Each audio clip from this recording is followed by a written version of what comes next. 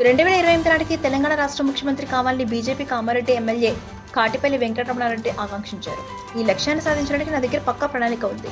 2023 ఎన్నికల్లో కామారెడ్డి అసెంబ్లీ స్థానం నుంచి పోటీ చేసి విజయం సాధించకపోతే రాజకీయాల నుంచి తప్పుకుంటానని సవాల్ విసిరిన విషయం తెలిసిందే. అప్పుడు ముఖ్యమంత్రి కె చంద్రశేఖరరావు, ప్రస్తుతం సీఎం రేవంత్ రెడ్డి వంటి ప్రముఖులతో పోటీ పడినా నేను విజయం సాధించాను అని చెప్పారు. కేసీఆర్ ను ఓడించిన వెంకటరమణారెడ్డి కామారెడ్డి జిల్లా అధికారులు ప్రభుత్వ సలహాదారు మహమ్మద్ అలీ షబ్బీర్ను అధికారిక కార్యక్రమాలకు ఆహ్వానించాలని తప్పుపట్టారు.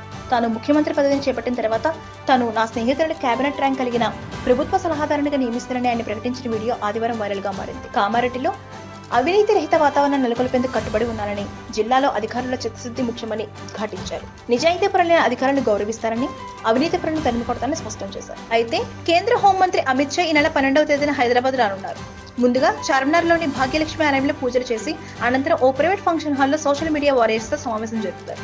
అనంతరం ఎల్బీ స్టేడియంలో పోలింగ్ బూత్ స్థాయి నాయకులను ఉద్దేశించి ప్రసంగిస్తారు. ప్రధాన కార్యదర్శులు తరుణ్ చుగ్, సునీల్ బన్సల్, తెలంగాణ బీజేపీ అధ్యక్షుడు కేంద్ర మంత్రి జి కిషన్ రెడ్డి, రాజ్యసభ సభ్యుడు కె లక్ష్మణ్, మాజీ మంత్రి ఈటెల రాజేందర్ తదితరులు పాల్గొంటారు. ఈ సమావేశంలో పార్లమెంట్ ఎన్నికల్లో తెలంగాణ బీజేపీ ఎలా వ్యవహరించబోతోంది, గెలుపు వ్యూహాలపై ఎలాంటి చర్యలు తీసుకోవాలి అనే విషయాలు కూడా చర్చకు రానున్నాయి. Please subscribe Pragna Media. Please like, share, subscribe to Pragna Media. Pragna Media, please do like, share and subscribe. Please subscribe to Pragna Media. Please like, share and comment if you like the video. Pragna Media.